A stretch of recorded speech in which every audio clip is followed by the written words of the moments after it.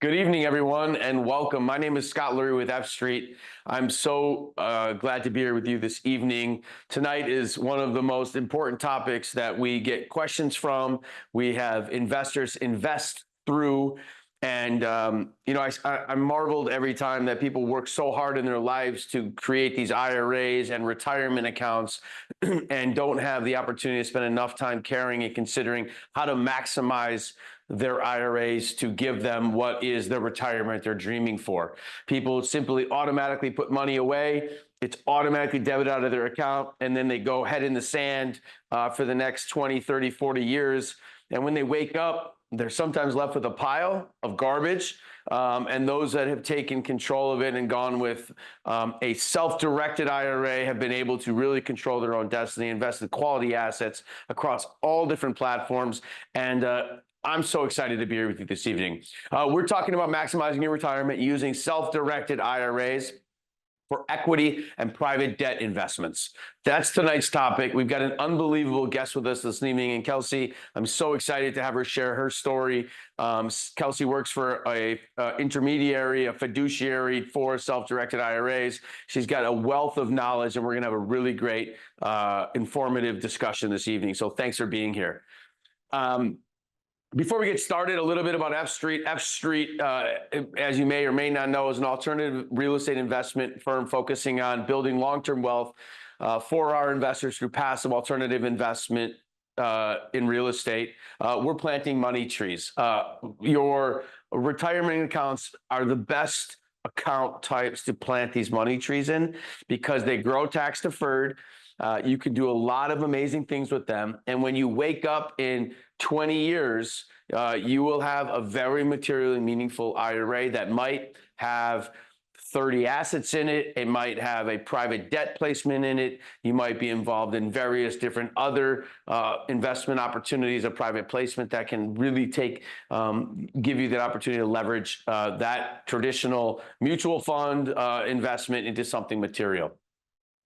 As I said a little bit about F Street, we focus on 3 different verticals, all in the real estate space. We focus on multifamily. We focus on industrial. In both of those categories, we both build and buy asset classes that you can use as an investment vehicle in your self-directed IRAs or retirement accounts. And we also have a private debt fund that you can also invest in. We'll talk more about that. But you can control your destiny and plant your money trees in all of these various different verticals. And it's such an unbelievable and powerful opportunity. And we're really excited about it.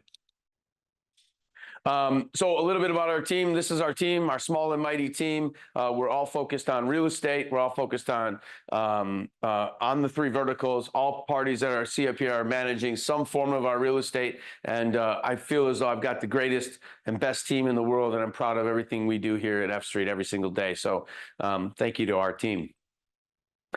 A little bit about our portfolio. So as I said, we buy and build multifamily. On the left side, you see some of our projects we've built. We've got projects under construction right now, 2 of them. On the right side, you'll see some of our other portfolio where we've bought value add hotels and converted them to multifamily. We just started Village 43. That's under construction right now. This is also under construction. This just completed construction. All of these assets can be part of your self-directed IRA. We'll talk more about that. But all of these assets, which are producing cash and driving opportunity and value, can be part of your investment cycle, whether you choose to do it with cash or self-directed IRAs or self-directed retirement accounts. Our current portfolio has 1,155 units. We have 2.1 million square feet of industrial, and we've got commercial about 615,000 square feet of industrial. We continue to add to this portfolio.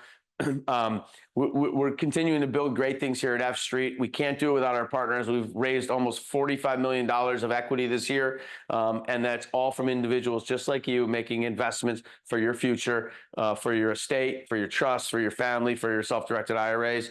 So thanks for being part of and considering F Street as an investment platform. So how can I diversify my retirement accounts, right? This is just by a show of maybe hands. How many people have IRAs that are traditional and customary, not self-directed at this point? Maybe a thumbs up, a yes, a yay. So we've got people that have those already, and that's very traditional.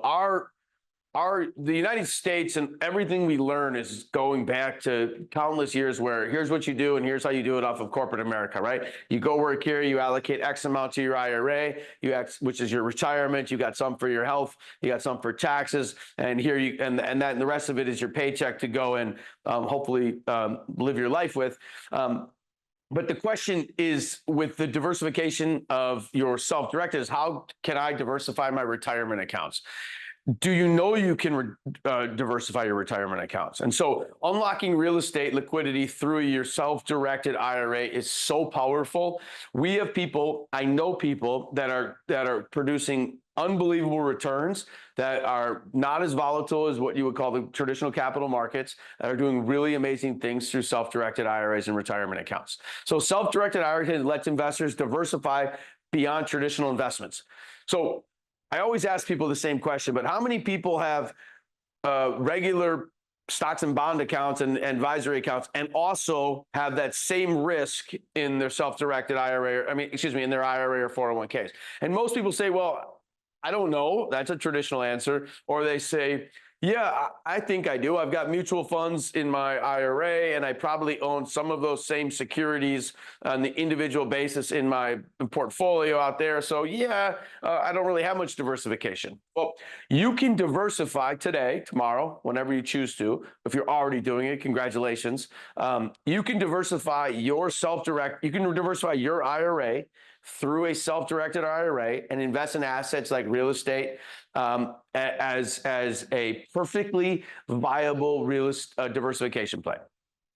High net worth individuals can lack cash on hand for large investments, which is very common. I'm a high net worth individual, says one investor, but all my cash is in my IRA. Well, let's diversify it.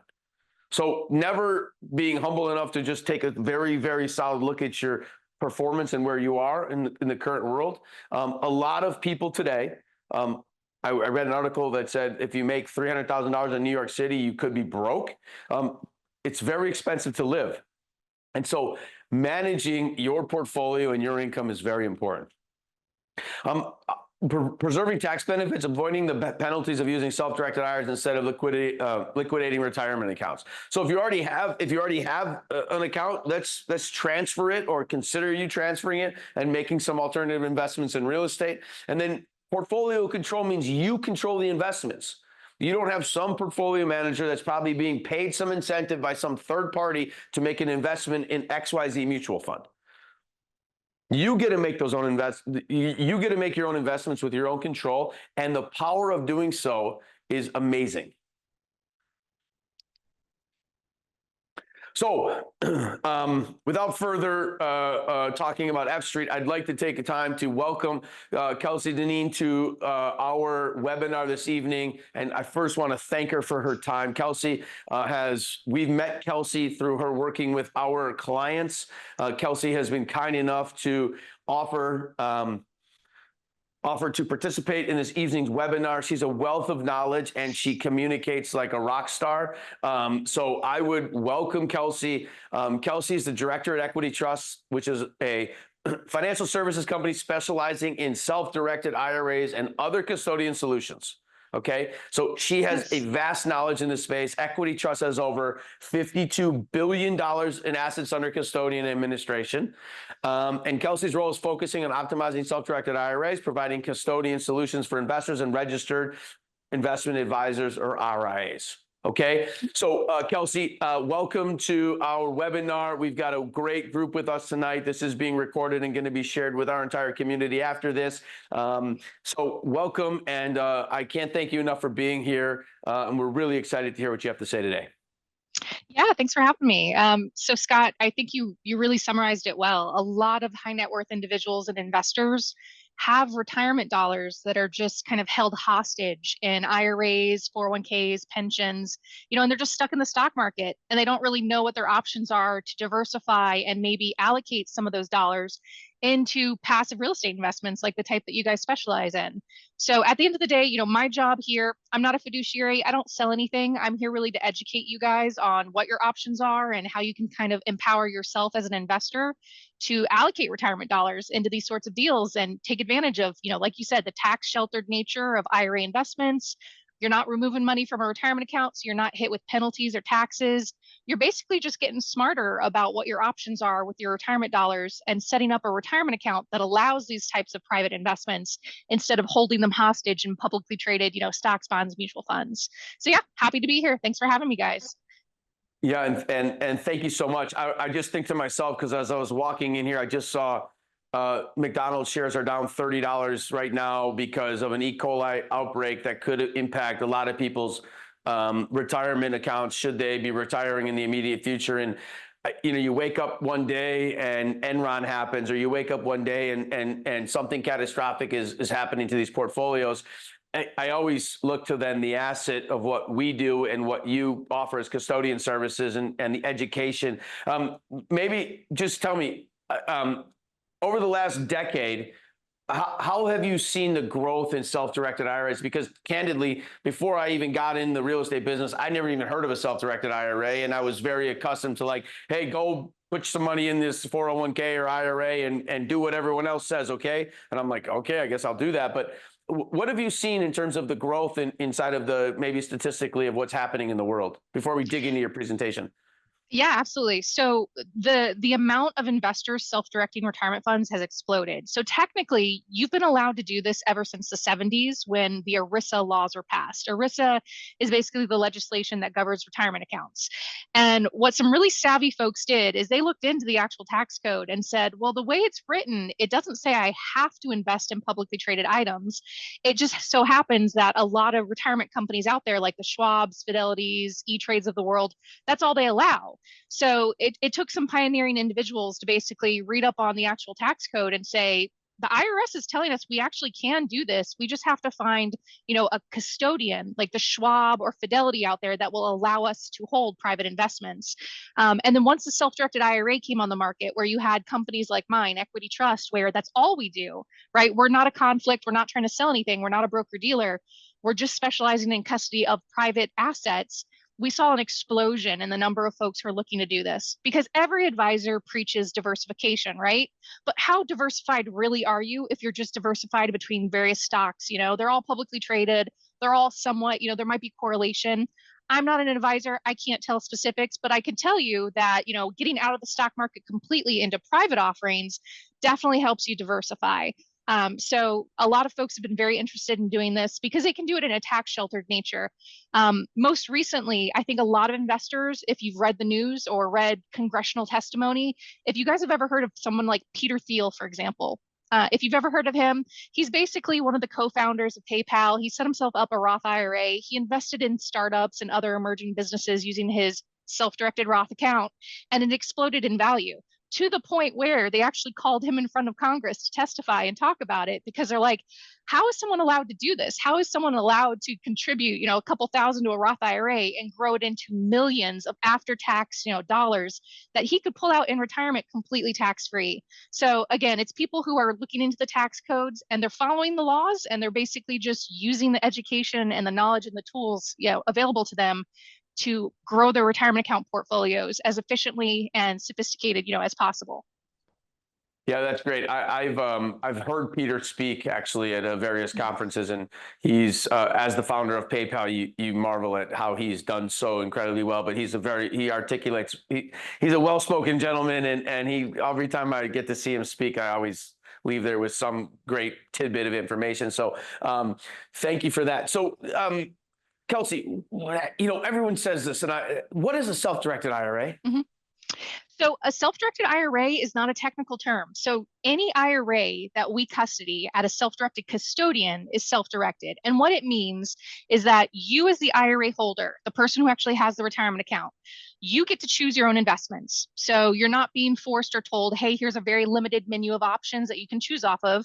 No, we say basically you're making your own investment decisions. And we give you the full range of legal options. So by law, the only two things the government will not allow you to invest in is life insurance and collectibles within your IRA.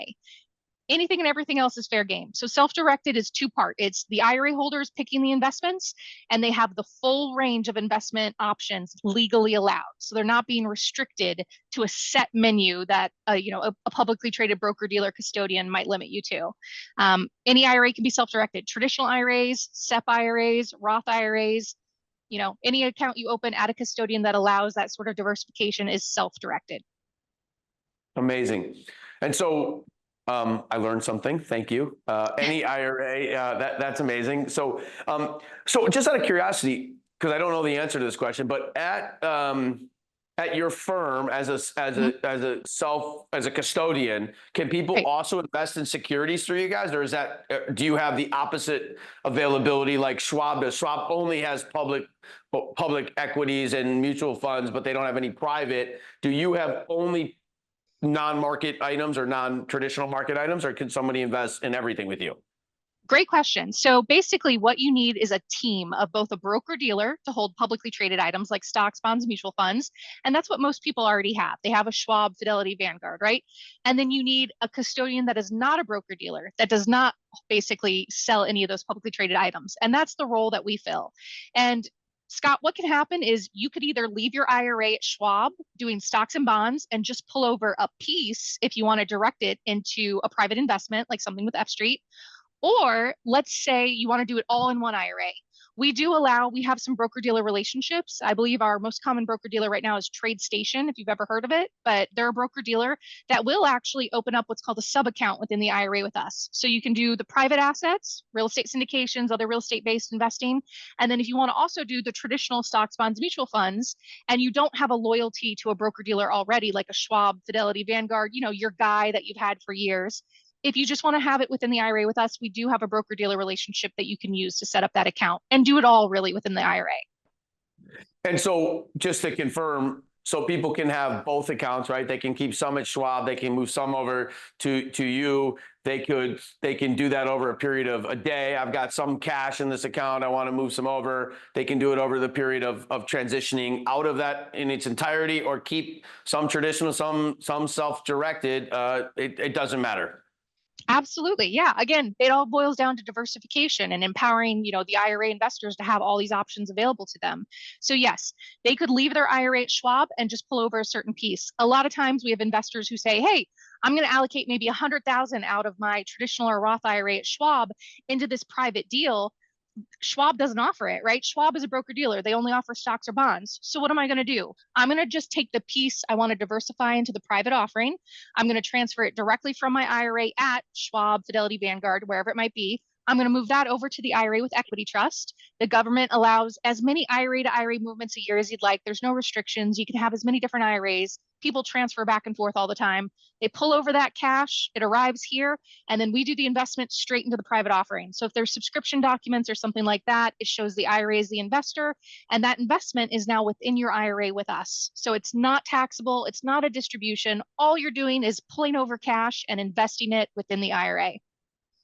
And one last question for you, because traditional life insurance, if you were to move from one life insurance carrier to another, they would do what they call a like-kind or a 1035 in terms of life insurance. Is there a form that the IRS requires you to complete? And is that something that you guys do if there is such an item? Yeah, so usually we're not dealing with life insurance policies or things like that. Usually we're dealing with the client liquidating publicly traded items like stocks, bonds, mutual funds, and then we pull the cash over. So we do cash movements basically. And once that cash arrives, is there a form that has to get completed for that? Is there a form?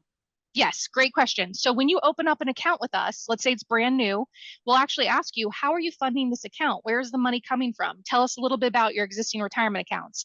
And there's a transfer form that you fill out for us. And that transfer form is what actually allows us to go to your existing IRA and pull that cash over for you. And since we're initiating it, it's called an IRA to IRA trustee transfer. It's not taxable. It's not reported to the IRS. It's basically going on between your IRAs. The IRA holder is not personally involved. They're not touching that money.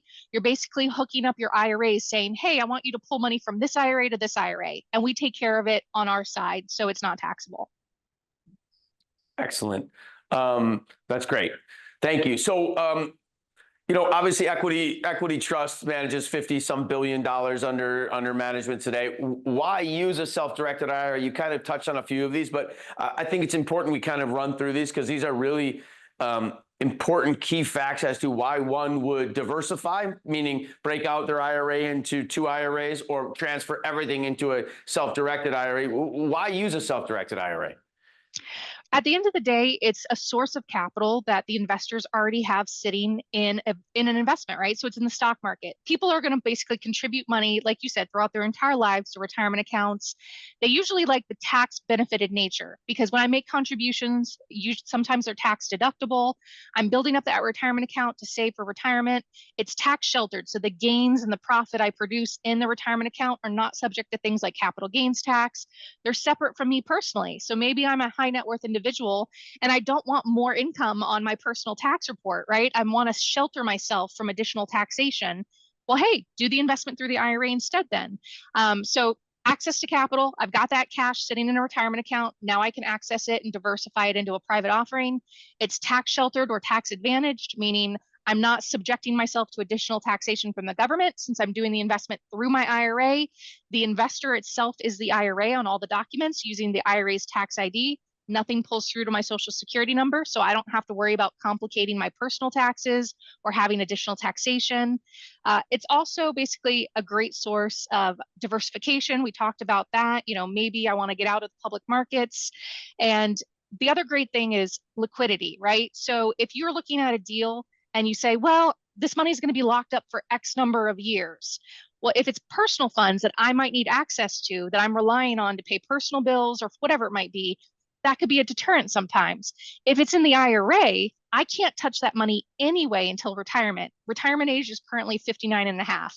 So if you're basically waiting till retirement to even touch these funds, that non-liquidity or that very long window where it's, I probably won't be able to access liquidity until X number of years, it doesn't matter anymore because I'm not going to be touching it anyway. What I'm doing is making the investment and it's just compounding in my IRA. When it does become liquid, that cash is going right back to my IRA tax sheltered.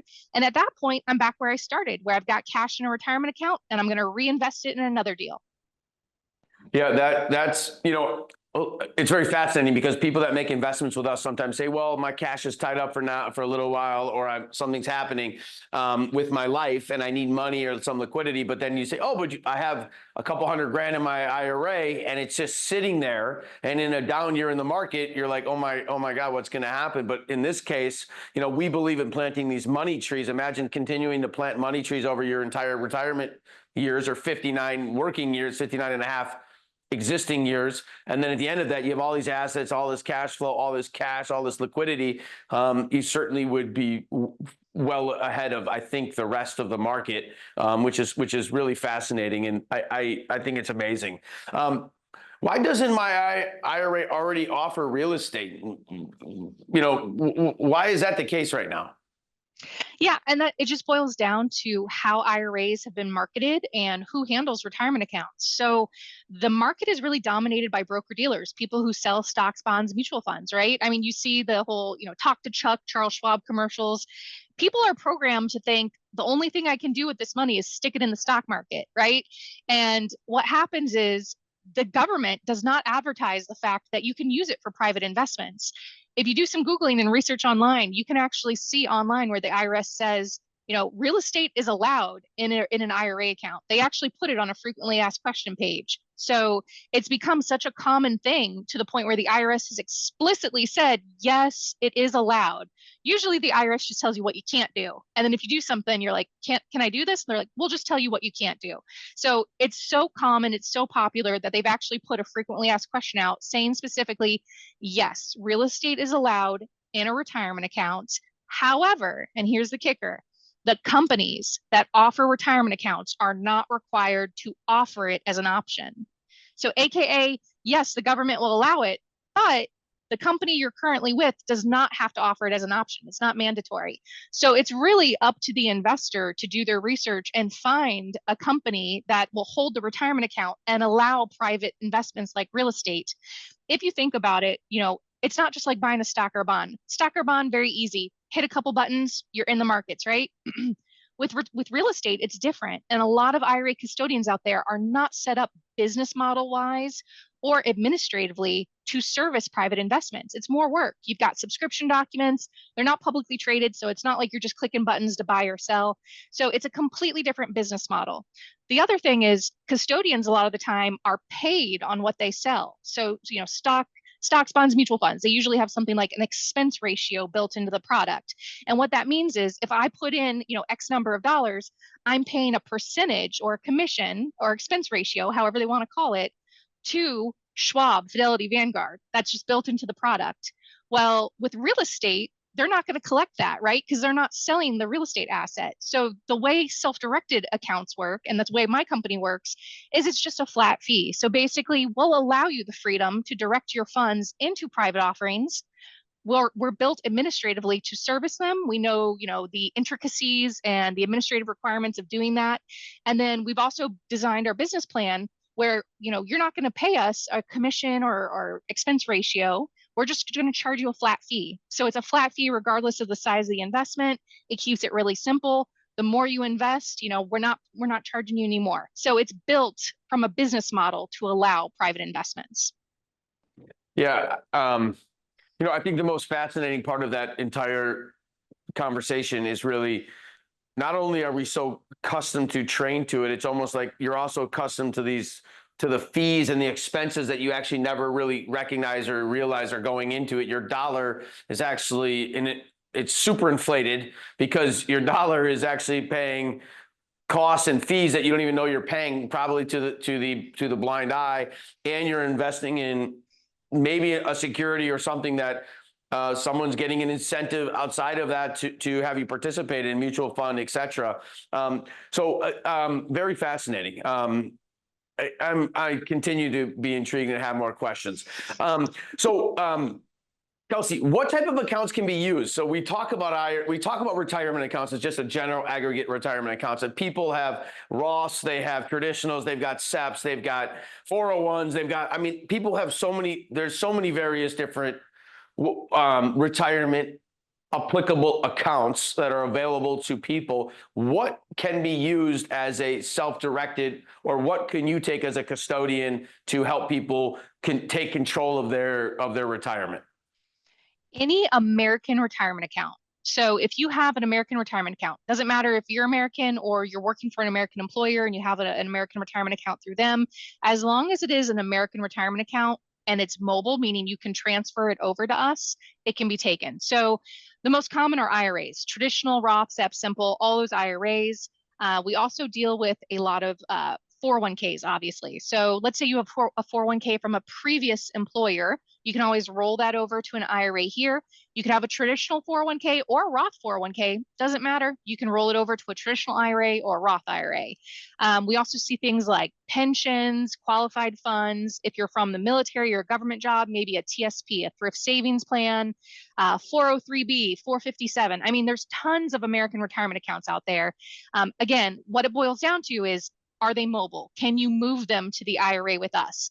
IRAs are always mobile, right? Because it's an individual retirement account. It's the IRA holders personally. They're calling the shots. You can always move IRA to IRA, no problem. Very simple.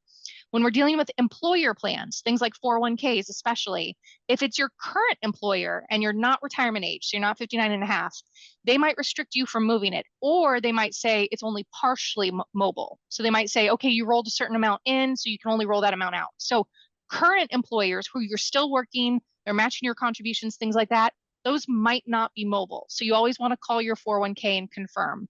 Previous employers, let's say you left the job, those are always mobile because you're no longer working for that employer. They can't dictate or control you anymore. So you can always roll a plan from a previous employer over to us. You can also do things like contributions. Every year, the government allows you to contribute so much money to an IRA. We'll walk you through that process. And again, so those are the three main ways: transfer from an existing IRA, roll over an old employer plan, or make a contribution where you're taking money out of your personal pocket and putting it into the IRA. And as you said, it's any retirement account any US-based retirement account. So anybody So there's no restrictions on what can and cannot be done. So that's pretty amazing. And we hear from investors every day, Kelsey, as you can imagine, and you've been such a great resource to many of them who've said, well, can I do this? Yes. And most of the time the answer is yes. And the empowerment that always comes out of that statement is, wow, I can't believe I've waited this long, because if I would have done this 10 years ago, I would have owned 12 more additional assets, or I would have contributed more to my IRA when I knew about it, because I only knew that I could buy Vanguard Fund 1264 that was in some equities that I had no idea about. So that's really fascinating and great information. So we've always talked about what will work, right? What does work? What will not work? Where are the no's? What happens? Yeah. So retirement accounts are for retirement. So I do speak to some people sometimes who they don't want to be passive investors. They want to be active investors where they're paying themselves to manage it or something of that nature. Unfortunately, that's not allowed. So it's the same idea. The intent behind the retirement account is to save and build for retirement. So you want to make sure when you're doing these investments, they need to be passive. So if you're investing in, let's say, a real estate project, like the ones you guys work with, Scott, if they're not managing it, they're basically working with you as a real estate professional, then they're automatically passive, right? So it helps them with the retirement account to do business and be a passive investor, because now they're not going to get themselves in trouble where they're trying to be active, pay themselves, any sort of performance or allocation or, renovation fees or management fees. The government doesn't allow that. They're actually very strict. They say if you're going to use your retirement funds to purchase real estate, you can't do any sort of self-dealing. So if you already own the property personally, or let's say it's your family, your linear family members who own it, you can't buy it from them. So you have to do business with arm's length third parties. The government requires it. So you don't want to get yourself tripped up and do anything that's prohibited. There are stiff penalties if you do prohibited transactions, like self-dealing, like buying or selling from yourself or a linear family member. So that's the big one, is make sure you're going to be passive and that you're doing business with arm's length third parties. Other thing is you want to make sure no sort of personal use. So for whatever reason, let's say they were investing in a real estate project that had vacation rentals, and their IRA is going to be a partial owner of this vacation rental. You can't use it personally if your IRA is involved. So again, goes down to no personal use, no self-dealing. So you want to make sure arm's length, you're not using the assets personally. These are purely for investment purposes, and you're doing business with arm's length third parties. Excellent. It looks like, do we have a couple of questions, Peter? Perfect. We're going to get through one more slide and then we'll get to some questions. But self-dealing and passive investment is really those key words, right? So all investors, passive, the government is taking a very, very hard line on passive investment, passive investor, and the laws associated with that. And then they've also, which we are well aware of, and obviously it's for probably good reason, self-dealing is really important. So I hear people say all the time, well, I'm going to go buy this with my IRA and then I'm going to go rent it out to my sister or my wife who's going to live in the house and rent it during, well, the penalties are so significant. I strongly not recommend any of that happening. As a way of trying to curtail, there's enough opportunity dealing with your own control of your own investments to actually make this all make great sense. So Kelsey, starting with a self-directed custodian, how do I get started? People ask us all the time, like, where do I go? And we always say, hey, call Kelsey and she'll get you started. But then call Kelsey and get you started, like, how does it happen? Walk us through the flow of what happens here. I want to get started. How do I get started? So the first thing is we have to set you up with an account. If you don't already have one with us, usually you guys will make an introduction to my team. We have an online application link, really simple. You can do it 24/7, any day, anytime. You go online, it asks for your personal information. So you're going to input your name, date of birth, social, all those normal details whenever you open up, an IRA account. When you go through, it's going to ask you for beneficiaries, meaning if you were to pass away, who's going to inherit this IRA? Again, very common. Whenever you open up a retirement account, it should ask you those things. Then it's going to ask you, where is the money coming from? And that's where we get to, are you transferring from an existing IRA? Are you rolling over an old employer plan like a 401k, pension, thrift savings plan, whatever it might be, or are you making a contribution? So it asks, where are the funds coming from? The very end of their application, it's going to say, what are we doing with this money? Once that money arrives, what are you investing in? And that's when they would plug in, the F Street investment or whatever they're considering doing. That way we know on our side how to prep you for the next steps. Once that money arrives, what sort of investment are we going to be assisting you with? So the online application is always step one. And with that online application, we're going to set up the account, we're going to help you pull over money, and we have an idea of what your next investment is going to be.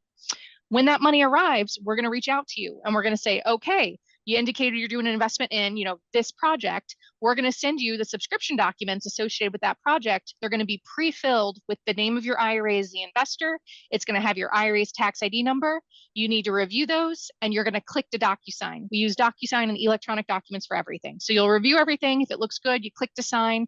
And then the very last step is you're going to give us a call and say, hey, Kelsey, I did the DocuSign. You're good to release that money. So we get your verbal authorization to actually release the money. And that's as simple as it is. You set it up, we pull over the money, and then you authorize the investment. So as long as you know that full kind of life cycle of what it looks like, it's a very simple process. Honestly, the thing that people have the most difficulty with is doing the application. They're like, where's my beneficiary information? Where's my account statement showing where the money's coming from? So as long as you're prepped when you go into that application, we're here to help you, walk you through it. Should take about 10 minutes max if you have your beneficiaries information and your account statement from your old IRA or custodian. That way we know where the money's coming from. So just reach out to us. We'll schedule a time to walk you through it, 10 minutes, and it's all online. You click to sign, real simple. Excellent. That, Kelsey, that's such great information. And we do have a series of questions that are going to come in right now. And so just for transparency for everyone, Peter's going to read it to me. I'm going to read it back to you so you can hear it. And then if you could answer it for the group, that would be great. So thank you for being here. And Peter, what's the first question? So the question is, how does self-directed IRA handle monthly cash flow or distributions? So, and I think the question is, if they were to invest in like our private debt fund that gets paid a distribution every month, how does that get handled by you guys? What happens? Yeah. So if the investment kicks off dividends, income, anything like that, any cash flow, it would be sent right back to the IRA here. So the IRA is the investor. So any sort of income generated from the IRA's investment goes right back to the IRA here. And the good news is the government does not limit how much you can grow your IRA. So some people hear contribution limits and they think I can only put so much money in my IRA every year, so the income or dividends must be capped. That's not the case. Contributions are money you're taking out of your personal pocket and putting into an IRA. Dividends, income, earnings, all these things you're talking about right now with, the fund kicking off earnings, those are unlimited. You can generate as much as that as you would like. It goes right back to the IRA here. Now, Scott, correct me if I'm wrong, but don't you guys have an option where you can keep those dividends and they compound? I believe your team had worked on getting that set up. Yeah, that's right. So we do have both options, and one of our future slides we'll discuss, but in a self-directed IRA, the option really is to compound it if you don't need the money and can't use it till you're 59 and a half. The eighth wonder of the world articulated by Albert Einstein is compound interest. So we love to say, use your IRA and compound the heck out of it. What a great opportunity. And then, I would answer that one last statement is we still provide distribution notice to the investor, but the cash, regardless, always, if it's through a self-directed IRA, the cash of all monetary distributions, including principal repayment, always goes back to the IRA as the custodian. So the investment, which just so people understand, when you invest through your self-directed IRA, that is the investment vehicle. You as the individual never get to touch those dollars until 59 and a half, at which time there's disposition process that you can go through, but your investment's through there. And the nice part is it's unlimited capped in return. So if you make 10 investments and one is a home run, one's a grand slam, and two are triples, and one's double, and one's a single, you're doing great, right? You're outpacing this market, and all of a sudden you're going to have an unbelievable sized IRA, which is great. So great question.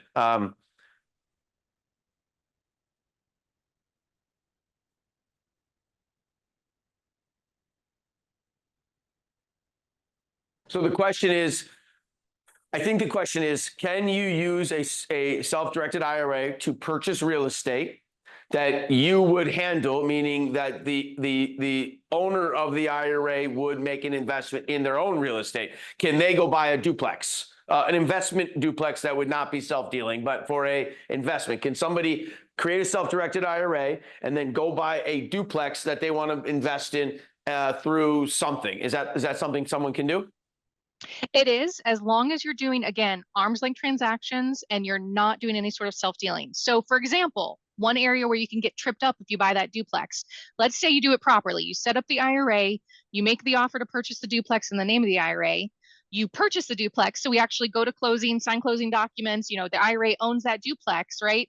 The IRA has to pay all the bills. The IRA has to collect all the income. So very important, even if you're buying the duplex from a third party, even if you're renting the duplex to a third party, you even have to hire third parties to work on the duplex. So again, everything has to be arm's length.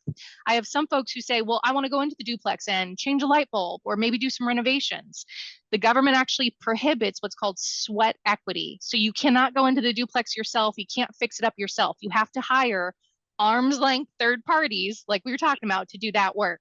Now you can manage as far as making investment decisions. So what duplex do I buy? Who do I hire to work on it? Who do I rent to it? Who do I rent the duplex to? So you can make those decisions, but again, you must be very careful that you stay as passive as possible and that you're not doing sweat equity, you're not doing the work yourself, you're not paying yourself to manage the duplex. The IRA owns it, pays all the bills, collects all the income. So again, like we talked about, that's a much more active investment than something like a passive real estate syndication or fund.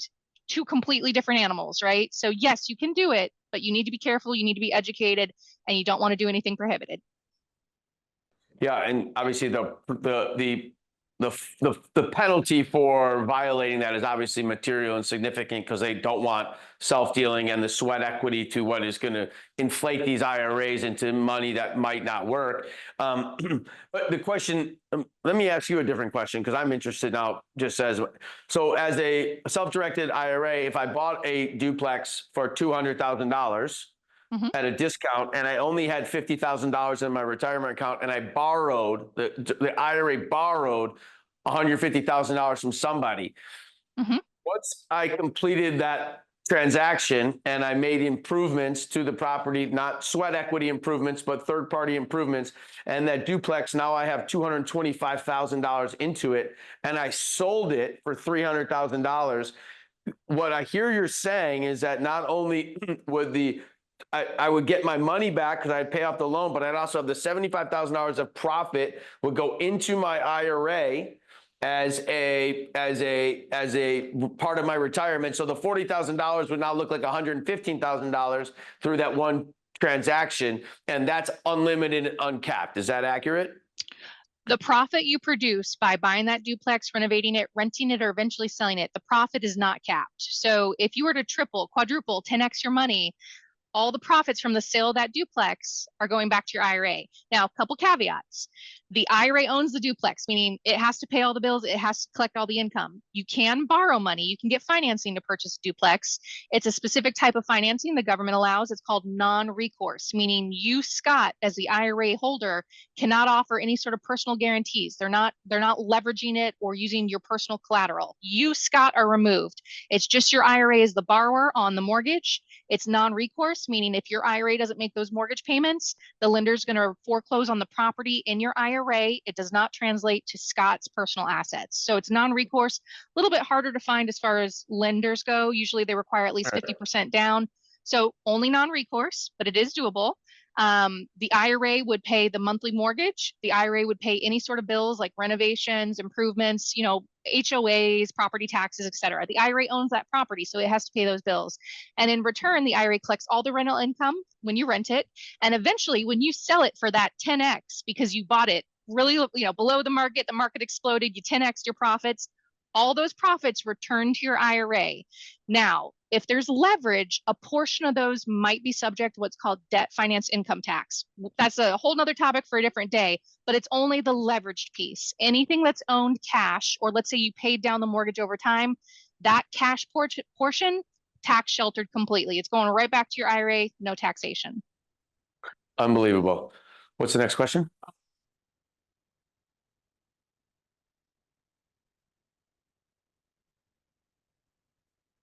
So the question is, what does a cash out process generally look like from a IRA to what would be a funding of a self-directed IRA? So usually if you were to say, hey, Kelsey, I'm moving over money from my Charles Schwab IRA, I've got maybe 100,000 in stocks that I'm looking to pull over because I want to allocate that 100 to the private real estate investment. What would happen is, most people are going online or talking to their stockbroker at Charles Schwab, and they're providing a liquidation order. They're saying, out of my portfolio, what do I want to liquidate to free up that 100,000 in cash? So the IRA holder actually handles that with their broker dealer, because the broker dealer is the one that's actually liquidating the assets. Once it's sitting cash in the IRA, that's where our transfer form that you filled out for us when you opened up the account, that's where that comes into play, because we're submitting it to Schwab and they're going to wire that money straight to your new IRA here. So the only thing in addition to our application that the client has to do is make sure those funds are liquid. So if it's not cash already, you put in an online liquidation request or you contact your broker dealer. Usually it takes 2 to 3 days max. I think they actually created a rule now where it has to be even faster. So we're talking real fast. It's converted to cash in the IRA, and then Equity Trust pulls it straight over to the new IRA here.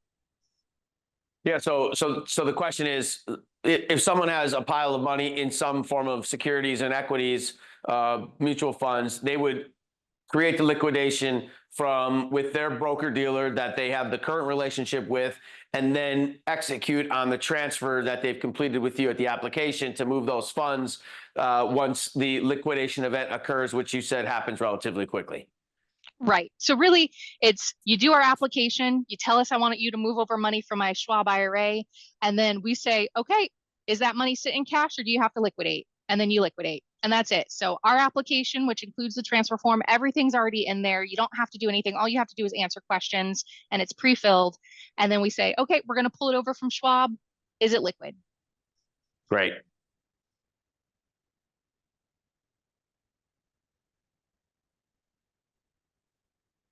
So the question is, do UBI taxes apply to IRAs in real estate?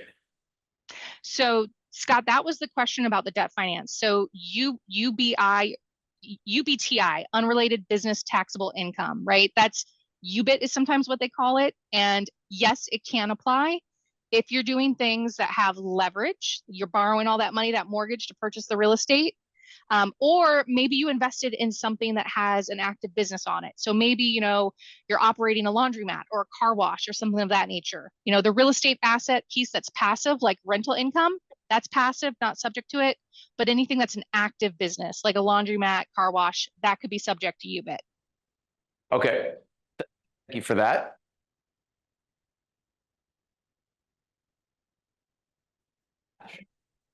So the question is, if you want to keep funds in stocks, say the question again. If you want to keep some funds in stocks, can those stocks be transferred or must they be sold and then the cash moved? Yeah. So the question is, if you want to keep some funds in stocks, do those funds have to be sold, or can you transfer, I think, some of the account, which I think you said that you would recommend, and they would keep, unless you went with Trade Station, they would keep their mutual fund in stocks with Schwab or whoever their custodian is, and whatever piece they wanted to sell and move to the self-custodian, they would liquidate and then transfer. Is that the right metric? So if someone had, let's just say someone had 400K in stocks today or mutual funds, right? And they wanted to move 200,000 of it, what happens, right? We would move, and they want to move 200, they would liquidate, right? Is that right? Liquidate 200? Yep. If your goal is to keep your stocks or bonds, then you don't liquidate them. You just keep them in the IRA at Schwab or Fidelity, right? You don't have to touch them. You're good to go. The only time you would need to liquidate is for the piece that you want to get out of the old investment, like stocks or bonds, and into the real estate investment. So what we see a lot of folks do is, I've got a portfolio of stocks. Some of them I want to keep. I don't want to touch those. That's fine. Don't touch them. Leave them exactly how they are in that IRA at Schwab or Fidelity. The only thing you're going to liquidate is what you want to get rid of and convert to cash, because that cash is coming over here to be changed into a real estate investment. Does that make sense? Yeah, it makes tons of sense. So whatever you have in stocks and mutual funds that you don't want to move to your self-directed IRA, do nothing with. Whatever you do want to sell, you verbally give the order to your broker dealer, sell XYZ, and then those funds will be subject to your transfer over to equity trust. Right. At the end of the day, Beautiful. you're moving cash to us, right? You're saying, I'm looking to diversify some of this retirement, money into this real estate investment. And me here on equity trust side, I don't know what you want to keep and what you want to sell, right? That's a conversation you have with your broker because they're actually going to sell it for you. So you only pull over the cash that you want to invest in the real estate or the private asset, right? Because once that cash gets here, we're going to invest it. So all you're doing is moving it from stocks and bonds at Schwab, pulling over a piece to put in real estate.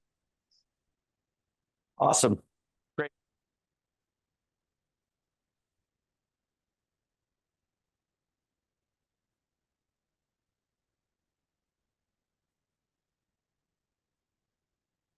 Okay, so we've got a small. I'm gonna pause on questions for a minute just to be conservative for time. Kelsey, we're getting a lot of comments back that this is confusing, which naturally it's confusing because most people have been accustomed all of their life to what they know, which is just traditional retirement accounts. And so Kelsey is available to help and answer any of your questions. All of her contact information will be provided. It's confusing until you continue to educate. The education process is super quick, but we're going to run through a little bit of how one can use a self-directed IRA and some of F Street's investments. I promise you it'll be quick because I want to jump back in and make it super simple for someone in a diagram I'm going to use on the last slide. So, self-directed IRA deals that are eligible deals with F Street. We have a private debt fund, as we discussed. This fund pays 10%. So if you're not earning 10% on your money, you can invest in your self-directed IRA into F Street. We have tons of clients that invest millions and millions of dollars into our private debt fund that pays 10%. This can be compounding, or this can also be current pay where you get it every month. Our traditional process is if you invest $100,000, you earn $833 a month. And instead of you being a traditional person investing as an individual, you would normally get a 1099 INT. Here you do not. Your IRA gets all of the proceeds, and you do not get a tax form. You do have the ability, once it's tied up for 12 months, to go to a 90-day two-way call provision. So $100,000 pays you $10,000 a year. Put in your account. You have the ability to compound it, which will be the next feature. As Albert Einstein said, it's the eighth wonder of the world. But if you look at the chart related to compounding versus not compounding, if you have the ability to compound over the years, it's an unbelievable experience for you and your retirement account. We do our private debt fund is we lend money to other real estate investors. So why people like it? It's stability for retirement. You're not going to use these funds until you're 59 and a half. There is flexible payouts if you want it monthly or compounding, and the custodian distribution are sent directly to the custodian. So every month we send money to the custodian, allowing the principal balance to remain intact while generating interest proceeds. We do have a multifamily opportunity. These are the money trees. We just raised $40-some million this year for our multifamily transactions. This is a new transaction available for immediate investment, F Street OCLV MF3. MF2 is breaking ground next week. We just raised $6.15 million for that. This is in Oak Creek on the beautiful shores of Lake Michigan. Phase 2 is launched. Phase 2 is the Summit apartment buildings. We're really excited about it. It's 58 units that'll add to the already 290 units that'll be on this site. The site will have a total of 700 units over the next 7 years. This is an unbelievable opportunity to plant those trees. Your retirement account will work for yourself while you're sleeping. Let's talk a little bit about the economics of it. We're projecting an 18.42% IRR with a 5-year hold period, a 10% cash, 10.16% cash on cash projected with 1-year NOI, and a 2-time multiplier based on 5 years. So if you invest $100,000 in this, in 5 years, you should have $200,000 in your investment account. There's unlimited return. You don't get capped.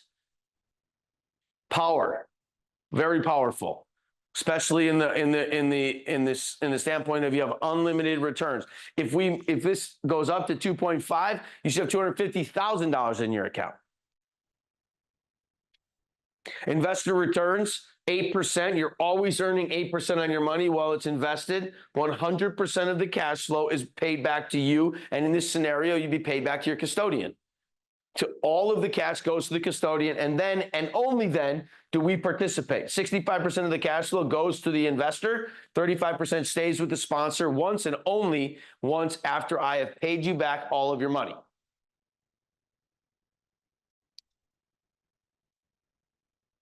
Ground-up development and self-directed IRAs. It's an ideal way for a self-directed IRA investor to gain equity ownership and immediate cash flow.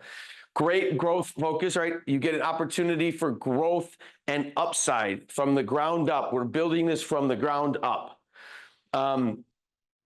Aligns with self-directed IRAs in terms of accumulated without immediate tax implications and allows for the appreciation during the development. You will be part of all of the upside. You get all of the upside. Your self-directed IRA gets all the upside. And when you're 59 and a half and want the money, you'll be happy you planted these money trees.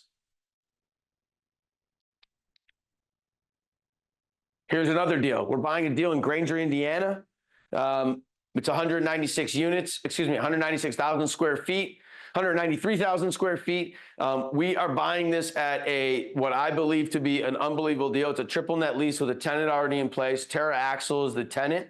It's a regional manufacturer. They occupy the entire building. This deal, when we acquire it by the end of the year, I'm actually going to Granger tomorrow, will produce a 7% preferred return. You'll get, the investor will get 100% of all the free cash flow. And then once you have all your free cash flow, you'll remain and get 50% of all of the distributions, refinances, and proceeds. So we believe this is under market rent. The new tenant, the existing tenant does not have extension rights. They're paying below market rent. We believe we're going to be able to increase the rent either at the maturity, which comes in a short few years, and be able to increase the value from our acquisition price of $8 million to well above that, which could be $12 to $14 million. You as the investor will participate. If we're able to do that successfully, which I'm confident we'll be able to, and we're able to refinance it, I can most likely return all of your money back to you in a few short years, and you can take all of those same dollars plus your profit and reinvest it into another deal. And if you do that every 3-4 years, or every 2-4 years, or every 1-3 years, you are going to have an unbelievable portfolio in your IRA that you're going to enjoy.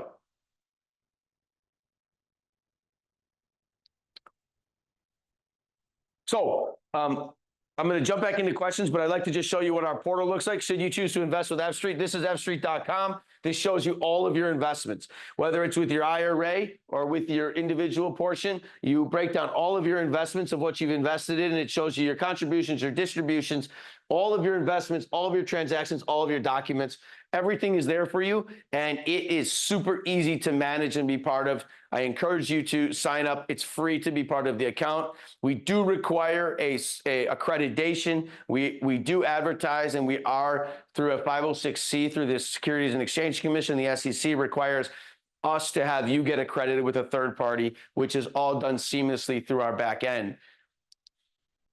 Let's invest together.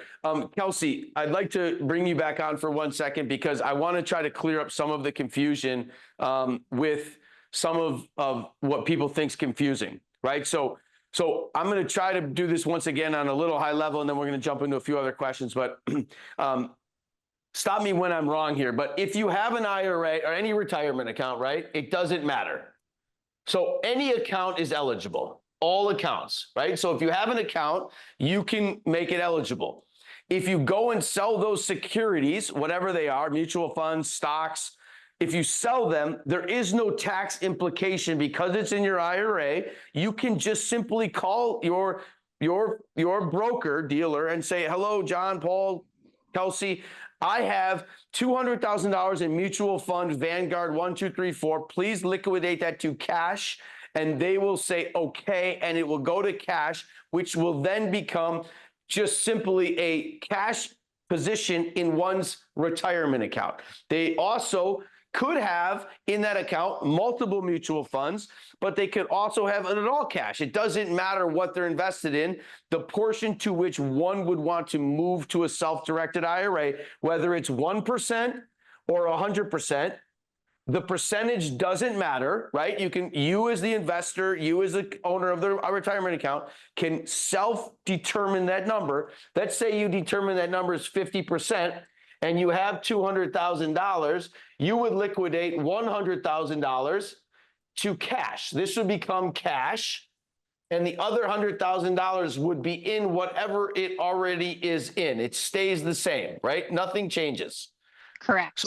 So you have now, once you've given the order for the $100,000 to sell, you would have $100,000 in cash and $100,000 in whatever they were already in. Nothing's changed on that number. And by doing that liquidation, we have not created any tax liabilities under any codes. We just have cash and we have just an investment as we thought of, right? So now nothing's happened. There's nobody involved. Kelsey's never even been thought of yet. All we have is an investment in your IRA that has cash and securities or mutual funds. That's all we have. All right? Correct. Okay, wonderful. So now I'm going to go to Equity Trust website. I'm going to submit the application. As part of the application process, they're going to ask you where it is. You're going to say it's at Schwab and it's account 1234. My beneficiary is my wife, my trust, my estate, whatever it might be. And they're going to ask you, how much do you wish to pull over? And you would say $100,000 because I just cleared that $100,000. It's right now in cash. This is my new IRA, right? My current IRA at Schwab has $100,000 in cash and $100,000 in securities. And I'm going to then tell Equity Trust, please take $100,000 of my $200,000 that I have and move it over as cash. You move it over as cash and it ends up in your self-directed IRA at Equity Trust as a cash vehicle right now. So we've done the movement, we've done the paperwork, it's now in cash. Correct. Okay. So we now have how many IRA accounts? 2 of them. Right. Okay, perfect, Kelsey. So we're on the same page. So the $100,000 that I have over at Schwab still exists, correct? Correct. And it's still in whatever stocks or mutual funds I wanted it to be in before? Correct. Yep. And you have $100,000 of my retirement account now in a custodian account at Equity Trust. Correct. So I as the beneficiary of that account, I can go make a private placement investment in a private debt fund. I can go buy a private placement in a real estate opportunity. I could go buy that duplex we talked about. I can do all of that, right? Correct. So once that cash is here, again, you call the shots as the IRA holder. This is a self-directed account. We're not telling you what to buy or invest in. We're not giving you investment advice. We're saying we will allow you to tell us, what do you want to do with this cash? And once you tell us what you're doing with the cash, we guide you through the process. So I, the self, now have control of my $100,000, and Schwab themselves, as my beneficiary, has control of the other $100,000, and I can tell you what I want to do with it. Wonderful. Okay, we are running a bit on time here, Kelsey, so I want to be mindful of that. Are there any questions that remain that we didn't answer, Peter, at this point? Okay. So I like to keep this on time only because I know time is a commodity and children and dinner and retirement and life is very important. So Kelsey's contact information will be shared with everybody. Kelsey is a great communicator and a wonderful resource for anybody that's confused. And I apologize for my penmanship, which also is confusing from time to time. I want to thank you all for being here. I know that this is confusing. It's a lot to understand. And but once you dissect it down into the lowest common denominator, it's really easy. And the value of it, the power of it, the unbelievable nature of the self-directed IRA is so powerful that I don't know. Did Peter Thiel ever tell you how much money was in his IRA? Enough where it got the attention of congressmen, that's for sure. Okay, so there's multiple, I'm sure there's multiple millions of dollars involved in that. That said, I appreciate you all being here. Kelsey, being a guest with us is, your time is also important to me. So thank you for being here. Thank you for being a resource to our investors. I want to thank all of the people that have joined us, that are thinking about contemplating empowering themselves to have a self-directed IRA that's going to be super powerful for their future and their lives and their estate. So Yeah. I'm just going to pass it back to you one last time for a closing remark and tell everybody that's still here how they can reach you, please. Yeah, absolutely. So first thing and foremost, please reach out to me and introduce yourself. We do have an institutional team. I'm on the institutional side. So if you just call a 1-800 number on Equity Trust website or do an online application on the general website, you're not going to get introduced to me. You're not going to have the institutional discount. I chatted a link to our application that is the institutional application. If you guys want to go online, knock it out tonight. You don't even want to have a call with me.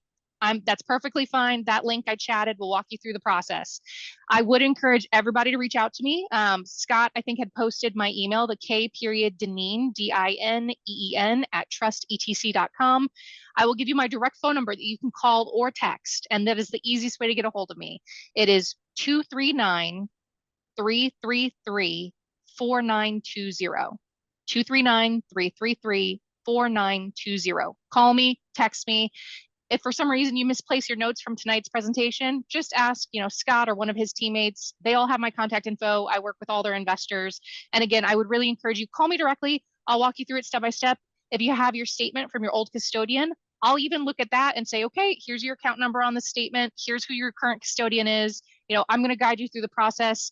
You're not on your own. It is actually extremely simple once you get that online application done, because at that point, we're just pulling over money and helping you with the investment. So, stage 1, stage 2. Stage 1, set the account up. We'll guide you through it. Stage 2, that cash arrives and you're ready to invest. So 10 minutes is all I need to walk you through that application. You better just have your statement.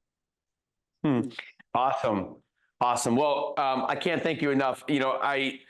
I know the power of what you offer to people, and I see the value. It's so profound and it's so real once people actually dig in and say, I can do this. It's like, yes, where have I been? So I'm so grateful for your time. I want to thank those that have joined us this evening. I want to thank my team at F Street, and I want to wish all of you a wonderful evening. Thank you for being part of the F Street community, and I wish you the best. And Kelsey, thank you so much for being here this evening. Thank you all. Have a wonderful evening.